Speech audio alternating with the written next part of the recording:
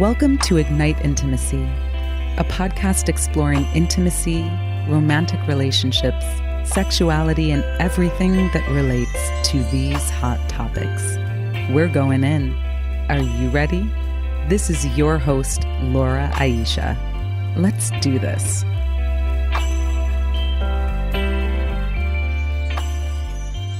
All right, Anita, so great to be here with you today. Me too. And as we do here at Ignite Intimacy, we're just going to start with some breathing, just align our energies, get us grounded in this conversation. And for everyone who's listening now, feel free to join us. And just take a moment. If you're somewhere where you can safely just allow your eyes to get heavy, or close your eyes and just allow your gaze to tune inward. We're just going to put everything that was in our space, everything that we're thinking about, planning around, activating on, we're just going to put all of that stuff to the side so that we can be fully present here in this conversation. And again, just turning our gaze inward and just noticing our breath and noticing where there might be tension anywhere in the body. And again, just taking some breaths and giving thanks for the opportunity to be here today with a goddess powerhouse on the line, talking about some really powerful topics today. And I just want to ask that anything that is needed to be received by anyone who will ever listen to this episode, that it just flows through us with ease and grace and clarity and power. And let's take 3 nice big deep belly breaths in and out together. These are meant to be long and slow and to bring us, into our bodies. So I'll guide us in these breaths. And we'll be breathing into our bellies and expanding our rib cage, and then we'll be contracting our rib cage and contracting our bellies to exhale. So let's start with a nice big deep inhale.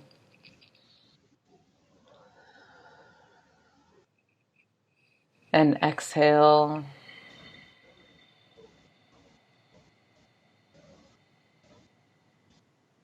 And inhale.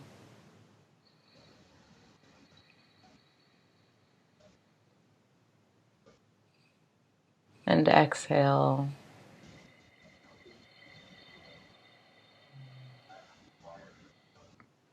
And inhale.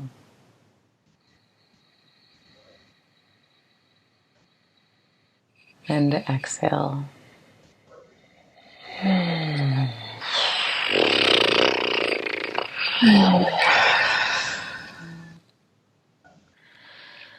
All right.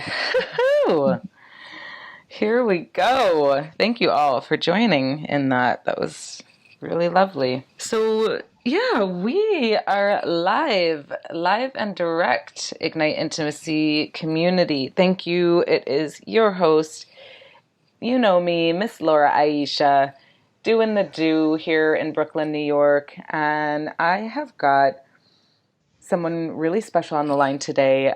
Anita Boehringer. She has been working as a integrative sexuality educator and coach with a practice based here in New York City for years. And she was introduced to me by a dear friend, and a mutual friend, and a podcast guest who was on, I'll have to find which episode she was on, but Megwin was featured on the podcast a while back, and I'm going to just see if I can quickly find her episode here, because it was great. 78, Haptic Body, Vocal Expression, and Healing Trauma. So episode 78 with Megwin, and Megwin said, you may want to connect with my friend Anita, who's doing some really powerful work in the space of sexual dynamics in the workplace and shame, and even touching in on, prostituting yourself to get ahead. And so Anita, I think I mispronounced your last name, Anita Boehringer, right? Berninger. Yeah, Berninger. it's German. It used to have the little two dots over the O. Okay, got it. Yep. But I So usually just go by Anita Teresa because it's easier. cool. So, Awesome. Well, thank you so much for being here with us today. oh, thanks for having me. Yeah. So, this is a powerful topic, not just right now, not just because of Me Too. This has been a topic to discuss and to explore for decades and centuries, and I mean, for since the beginning of time, right? As human beings, we are sexual beings, and it's natural that there is sexual tension and attraction, and that doesn't just disappear because we're working with people in a professional setting, right? and and Right. and it's a lot that to navigate.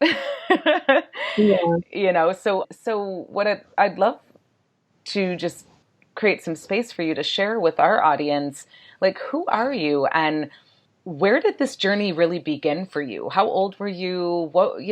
Bring us through your origin story and what brought you into the work that you're doing today in these areas. Well, so I would love to start with kind of the beginning of my first job out of college was as a social worker working with refugees and survivors of torture. Mm.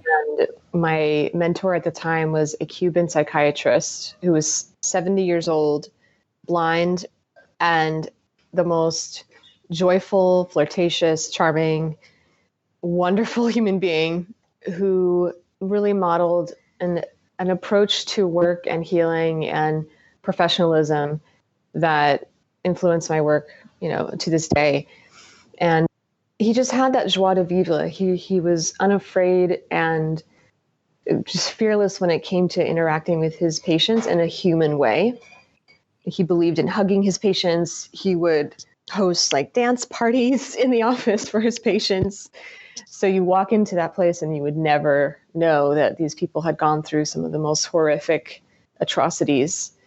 And he was also very well respected. He was a professor. He had won all these awards from the city of, this was in Dallas, Texas. And he had ethics and boundaries. And he also was a very just human, soulful person who really deeply enjoyed his work and just loved humanity. Mm. And that was in stark contrast to a number of other jobs that I had in the field of like humanitarianism and disaster relief and case management, where it was very bureaucratic, it was very top down, it was clinical, it was dry, like it wasn't encouraged to have any kind of real connection with the clients. It was this separation of their services and then leave.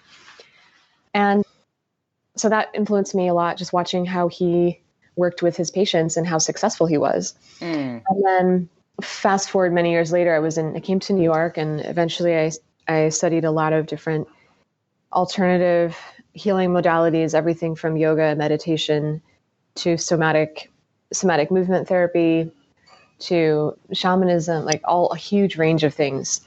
And then got into a lot of the sexual energy cultivation practices taught by the Taoist tradition and other traditions, and through just becoming more embodied as a person. Mm-hmm.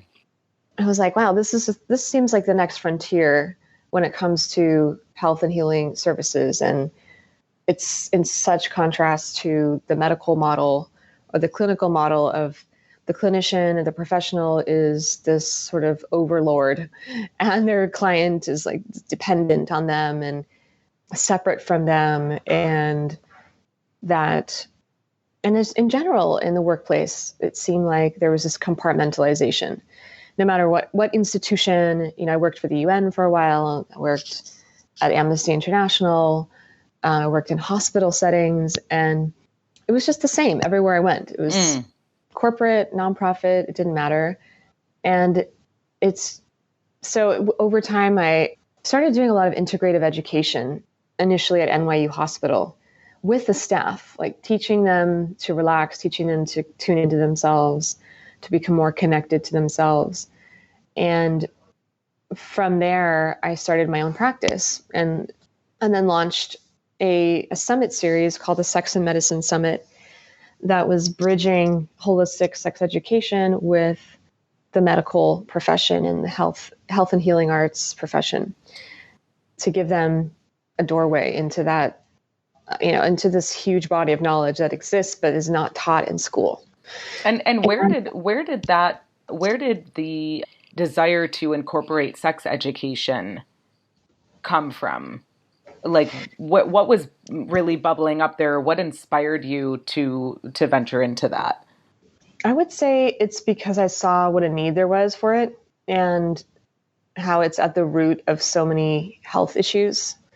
And yet it's the one thing that's left out and it's taboo. And even people with 8 years of medical school training who their job is to handle people's reproductive system, like they're literally handling people's genitals all day long. They have no real training in human sexuality. And it's shocking. Yeah. And there's a lot of shame. There's a lot of embarrassment. There's very just stigma, and it's still considered something that's irrelevant or inappropriate to the health model. And to me, it's like throughout all of my journey and exploration and study and training, it was like, no, this is the fundamental root of everything else as a human being. Our primary drive is to reproduce and to create. And it's how we got here. It's like, this is why we're here. That's not only our biological directive, but our like who we are as creators. So absolutely. So that's why I was drawn to do that work and bridge that gap and create a kind of curriculum and a platform where people would feel safe to talk about these things, and to a place where there's no shame, there's no stigma. It's just this open space where adults can just share and talk and learn from one another. So that was really satisfying. Yeah. And then about a year ago, so like I finished doing that series about a year ago. And then I started working on the next thing, which is to kind of pivot all of that information and knowledge and skills that I acquired through doing the Summit series for 3 years and pivot that into the workplace environment, particularly like tech companies or corporations where they're ready for that. They're ready for like kind of a next step in evolving their culture and evolving their leadership models and evolving their understanding of male-female dynamics in the workplace. Amazing. And I'm curious, through the Sex and Education Summit for the medical community, can you share some of the just like aha moments or awakenings that came through for some of the participants there? Like, what were were there some profound discoveries that come to heart and mind that you could share with us? Yes. Well, for one, every single summit that we did was basically sold out. I mean, it was like packed. The response was overwhelming for the very first one in New York, which was in 2015. It was a live summit, and we had news people there. Most of the room was filled with, I would say, psychologists and psychiatrists, a handful of doctors and chiropractors and so forth. And it was just, the room was electrifying, and the oh my gosh, wow. And the discussions were so dynamic. And then we did our virtual summit in March of 2015 and had, something like 40,000 people come through the website, and then around 9,000 people actually watched the content. Wow. We're audience members for the summit itself, which is very high. It's like a very high rate of engagement. Yes, it is. And I know that world. So, for a first summit to launch and have 40,000 people come through and, have an engaged audience of almost, 10,000 viewers, listeners, that's amazing. And it was people from all over the world, many doctors. So I got all kinds of emails for the next 2 years after that initial summit, from everywhere from like Finland to the Middle East to North America and Europe. And I had people say, this is the first time that I've heard a conversation like this between doctors and other professionals and people that have other perspectives that I haven't heard before, but they have the clinical experience as well. So we had like neuroscientists, we had midwives, we had tantra teachers, we had sex coaches, and it was a very wide array of professionals.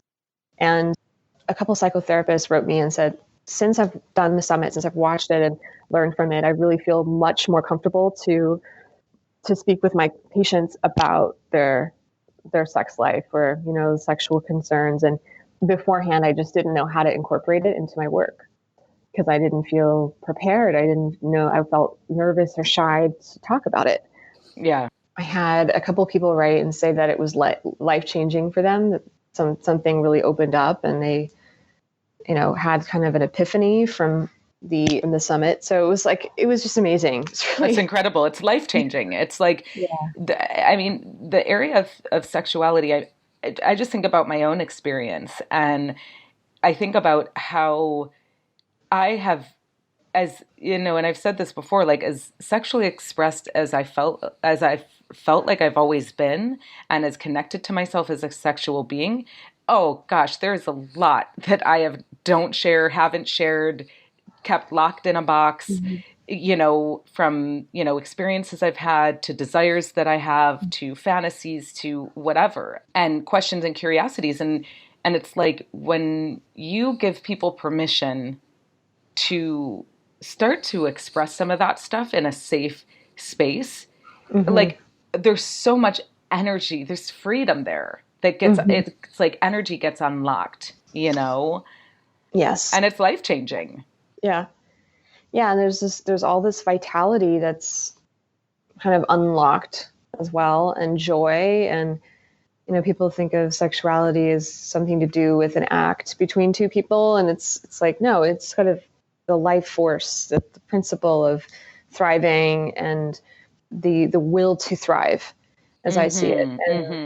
And eros, the joy of being a body and feeling and savoring, being alive, all of that. And so, yeah, if you go to any workplace today, there's very little of that. There's so much repression of self-expression. There's so much fear. There's so many toxic power dynamics, and it's all unspoken. And then, the sort of the life force of the entire organization gets drained and underutilized. And so I don't even see it as like, we need to stop abuse. It's more like, no, we need to optimize who we are as human beings so we can bring forth the best possible from that synergy. Absolutely. Well, and so let's pivot into the sexual dynamics in the workplace and where that, so you did the Sex and Med Summit. And then when did you start, about what year did you start to shift into the sexual dynamics in the workplace? Is that something that happened in 2017, or is that something new this year? It's been a slow and gradual process. So I started working on the curriculum over a year and a half ago. And I've been working with an advisory team, and I had for a while, like a co-founder sort of person who was working on a lot of the curriculum together with me, who came from the corporate world, who has a background consulting, like with the FBI and upper management training, and is a man. And so that helps having other perspective on power dynamics and so forth. And then it really hasn't been until more recently that I've started doing actual trainings, like bringing this into settings where I'm getting paid and people are showing up and participating in something that's outside of their normal work stuff. So, well, and so in your discovery of this focus for a new curriculum and a new offering, what was bubbling up for you? Like, what were some of the questions? What were some of the, what guided you in developing the curriculum that you have today? Some of the things have been like, how do you inspire people rather than shame them into the healthy expression, the healthy awareness of themselves as a sexual being, and bring the best of that, so like the creative potential within people, into the professional setting. And how do you do that maturely and safely and productively? How do you make it safe for people to talk about these things even in a professional environment? How do you create what kind of tools do people need to learn, or skills around communicating desire, getting feedback, the art of setting boundaries, delivering and receiving feedback? How do what are the best practices? And then like looking at how to practically deliver those things. So through a lot of it's going to be through role play, Mm-hmm. and creating a context where people really feel safe to be vulnerable is Yeah. one of the number one thing, and to be authentic. And that word, yeah, yeah. That authenticity word. that authenticity word. Well, so like, yeah, how do we deal with sexual dynamics in the workplace? I mean, where you're spending day after day in close quarters with the same people, there's a lot of energy exchange, you know, and like how do you even begin to deal with, I mean, and I'm thinking both the consensual stuff Mhm. and the non-consensual stuff. Yes.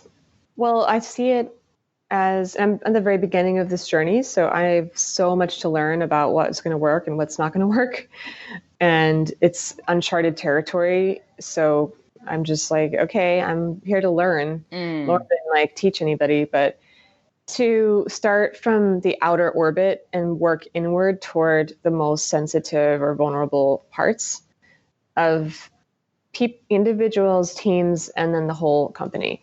So like, where are the pain points? What are the unspoken agreements and subtext that's keeping unhealthy patterns in place? mm, And slowly circle in toward those things through conversation and through helping people let down their walls and learn tools of communication that involve consent. And instead of making assumptions, like learning to really ask the right questions from one another, to break down barriers that would keep people otherwise just in their pretense. And like I said, I have so much to learn. So it's really about like doing a lot of listening initially, until I get a sense of like, okay, here's the door, like to get in. mm. Because I think my feeling so far is that to try to directly address it is going to frighten too many people away, and they're not ready for that. They Mm. do want to address the issues, but they need time to be able to get to those really raw, sensitive places, especially in a work environment where it's like so much is at stake. It doesn't feel safe for most people. They feel like they have to watch their back, and there's just a lot of risk involved. So it's very slowly, gradually navigating those territories. And my sense is like the people that are ready for this they already have a fair amount of self-development work under their belt. They understand human dynamics. They understand communication. They've practiced these things. And the final frontier for them is integrating this area of life, human sexuality, in in an authentic way that's kind of simple. It's like, if we can get to a place where it's just not as charged, I think I'll have done my Mm. job. Mm-hmm. Where it's Yeah. like, Yeah. it's just simple, and there's not all this like all these things attached to it and all this like meaning and taboo. It's just like, hey, even something like two colleagues are sitting at a table over lunch, and one is like, hey, I just want you to know that I've been feeling I've had some feelings from time to time of attraction for you. And I in no way want that to interrupt our working relationship because I really respect you. And when by me telling you this, I'm not expecting you to respond in any particular way, but I do want to express it so that it isn't also creating an impediment to our workflow. And I want to be Mm-hmm. super respectful of you and say, yeah, I find you to be really attractive, and I would be certainly open to spending time outside of work together, but I in no way expect that. And if you say no, it is totally okay. And our working relationship will remain productive and respectful. Like something like that, as an ideal template, Mm. Well, people and can. and then there's the question of like opening that door. Hmm. What does that potentially create? So it's like, is it better to be expressed, right? Because like I err more on the side of being expressed, so that Hmm. there's nothing in the space between us. Yeah. And I've actually, experienced that where it brings people closer together in a more powerful way. When you can actually just like be straight about it and not trying to like pretend it's not there, or Yeah. cover it up. And then I could also see that, it could also create something that wasn't there. And it could feel awkward, and that person who's receiving that feedback might feel even more. They might feel really awkward for a while or uncomfortable. Or they might be like, oh, really? Okay. Like I didn't even realize that you felt that way. And Hmm. maybe that opens up something for them Right. in the attraction, right? So like, I mean, Yeah. we're dynamic, we're human beings. And of course, when we're working closely with someone or a group of people, there's going to be this energy exchange, so, and we're all discovering like the next levels and layers of it now that there's Yeah. so much more out about it. Yeah. And, with the Me Too movement, and you think of the dynamics of work environments, especially for lower wage jobs. I'm listening to a very, very powerful series on the Scene on Radio podcast all about men. And, Mm. they talk about farm workers and how, these women are just like, out in the fields and in these processing facilities. And like, there is, I mean, and they are like, have to fend for themselves. They're like avoiding dangerous situations. It's, and there's nobody there to Mm. make sure that they're safe. And so it's and then you've got these big time CEOs and, you know, people running big television networks who are locking women in their offices and pulling out their Mhm. penises. You know what I mean? Yeah. So, and then you have people falling in love at work and Right. You having have all of affairs it. at work, and you have, you know what I Exactly. mean? Like, it's like you have consensual Yeah. stuff happening, you have non-consensual stuff happening, and everything in Yeah. between, and you have the spoken and the unspoken. Like, how do we navigate this world? Like, yeah, like that's what I'm curious to continue to discover. And then we have this whole topic of like, prostituting yourself to get Yeah. ahead, and using your sexuality, using your sensuality to like, move through the ranks as a man or a woman. That's not just Yeah. that's for like everyone. Yeah.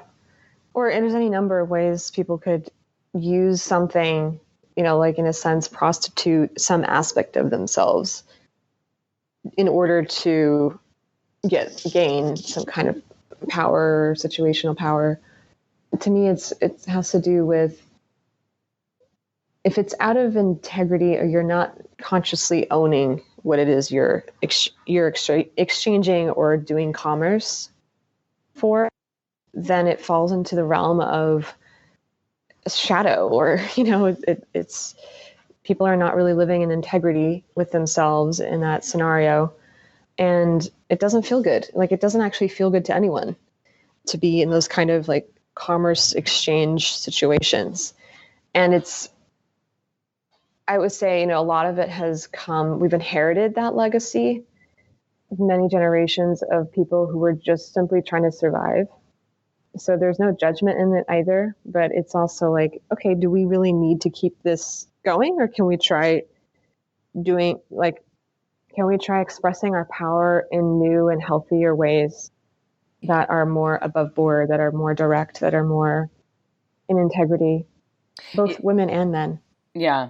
Well, and there's a lot of healing that needs to take place, and within ourselves individually, within our families and our communities. And because so much of this, I'm just going to guess, and I have not studied this except for what I've experienced in my life and experienced through my conversations with people and what I've absorbed through stories and the media and everything else, is that we all have a lot of unexpressed stuff that we're holding on to. And it's been passed through the ages, right? Through the bloodlines, through the DNA, through experiences from one family member to another, to a community member, to a blah, blah, blah. I mean, you look at what's happening in the Catholic Church right now, and the abuse, the levels of and layers of abuse that have occurred within the Catholic Church. And I don't even think we're scratching the surface. I just think we're scratching the surface right now, and so, you think in terms of that and how things just keep getting passed and passed, and processed things get passed and passed and passed because we're not actually just dealing with it in the moment. And definitely. Yeah. So it's like, and then there's like this whole thing about, and I think about my early 20s and being in the music industry and, really like wanting to be like a record label executive or, a tour manager for A-list celebrities and blah, blah, blah. That was a big dream of mine. And there was there's like all this stuff about, like this one slept her way to the top and that one slept her way to the top and this, and all this stuff. And so it was like, being in the music industry, I was so cautious of like, I felt like a robot at times, like, oh, don't be too flirtatious. Definitely don't sleep with any musicians. Definitely, you know what I mean? And like, I've got to mind my reputation. I've got to mind my reputation, and then even being turned down. Like I was straight up turned down an opportunity because this man was like, I'm attracted to you and I won't hire you because I'm attracted to you. Wow. And I was like, that sucks, like, and so, so there's just, there are so many levels and layers there. And look, hey, some people use their zhuzh and their bodies and to get ahead, and that's a personal choice, right? Some people use their bodies and their sexuality as a way to earn a living. And as long as that is their conscious adult choice, then great. Like if, as long as that's not being forced upon them or, and I'm really having like this awakening with regards to all of this, that it's like, we're all human beings on planet Earth hurling through space, just trying to do the best with what we got. And some of us got like worse than others, you know what I mean? And some of us got better than others. And, so here we are in 2018 and we have a president running our country who's been accused by multiple women of sexual harassment and other things. I mean, he, being vocally demeaning and aggressive towards women, promoting violence, and then we've got, high-powered executives being fired, dismissed, charged with rape, with sexual assault, with sexual harassment, and we still have only 5% of, rape and sexual assault cases being reported. Thank you. Yeah. So this is the world that we're living in right now. Yeah. That was a mouthful. Yeah. Sorry, Yeah. just on my No, soapbox for a second. I think we're all trying to, well, I don't know if we're all trying, but we're observing this groundswell. It's really interesting this past week with the walkouts at Google. I don't know if you saw that, but I did you not know, see that. three, Please share with us because I missed that. 300, it's about 300 employees, mostly women, staged a walkout at, I don't think it was Google headquarters, but several other locations as well. And it's not just Google. I mean, I guess there are other companies that are starting to follow suit. Also, this week there was an article about Under Armour and how the Yeah. CEO was saying, we have to stop this like strip club culture, and we have to create something that's safer for the junior associates and for women, female employees, especially young employees. So there's a lot of good happening. I mean, we're just kind of exposing all the stuff that is going on. It's like it's just reached its terminal point, Yeah. Yeah. terminal or like critical mass. And yeah, so I think it's positive. It's a growing moment. Well, Sure. and yes, and what we need more of is to have the people who are on our side to, or let me just rephrase that, the people who are on the side of rights and justice and peace and safety and surety for all human beings to take a stand and to be allies and to speak up when something it was said that doesn't sit right or doesn't respect another human being. It's up to all of us. And I'm pointing. I'm like right now, finger on my chest, like me. Okay, so where am I? Where am I allowing the cycle to continue? And Mhm. what can I do? Yeah, and I mean, I think for women in particular, it's one, general, like women need to really learn to speak up and give feedback and set boundaries and honor their boundaries. And that's not a blame. It's just like, hey, this is our part in this whole dynamic. That if we stay silent, we just we're letting the whole thing continue. If we don't support each other, we're letting the whole thing continue. If we don't give feedback as soon as possible or seek support, we're letting things continue, and someone else is going to get hurt. And there's so many studies that show that people who commit one act of violence or abuse or harassment in the workplace tend to be serial perpetrators. And so it's like, I have women tell me of things that are going on and that have happened. And I said, well, have you spoken to a lawyer? Have you spoken to a therapist? And they say no. And 9 times out of 10, they don't want to take any action.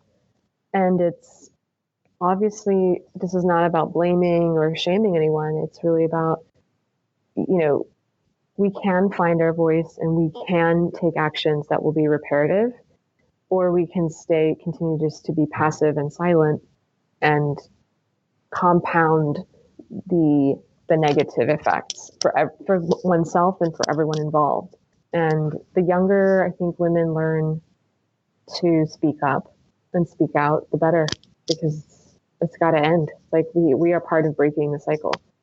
What I just want to wrap up with here is that, I mean, this is a dynamic, powerful, topic that we could talk about forever, right? And the thing that is really exciting about this time is that we're in a place where we have the power to say no, no, and to have resources and support systems that are believing us more, not enough yet, but believing, victims more, that are developing systems and structures to address this stuff.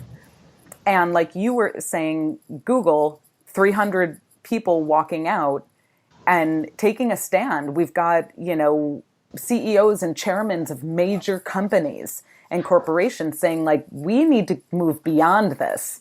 Come Yeah. on, you know. Yeah. And then, there's how do people deal with shame and guilt that they carry around because of things that they know they've done in the past that was not right, and that's the other end of it, which so it gets that often gets ignored, and that's part of the conversation I think is extremely important because there's no room for redemption for someone to admit, hey, I did something wrong when I was 16, when I was 25, when I was 35. Like, where do people go who've perpetrated? And there's so much shame, and there's so much we're in a punitive society around it.